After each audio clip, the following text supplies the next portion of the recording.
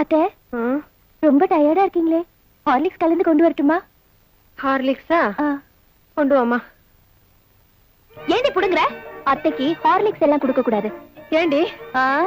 ரேகா சொல்றபடி பார்த்தா அவங்க உங்க புருஷ சம்பாத்தியத்தை பொறுத்துதான் சாப்பிடுற விஷயமும். என்ன சொல்ற? 800 ரூபாய் சம்பளம் வாங்குற ஒரு புள்ளையே ஹார்லிக்ஸ் சாப்பிட கூடாதுன்னா 300 ரூபாய் பென்ஷன் வாங்குற ஒரு பொண்டாட்டி சாப்பிடவே கூடாது.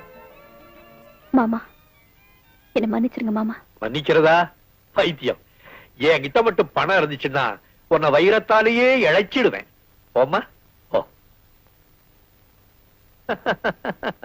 உங்களையும் என்னையும் அவ அவமானப்படுத்திட்டு போறா.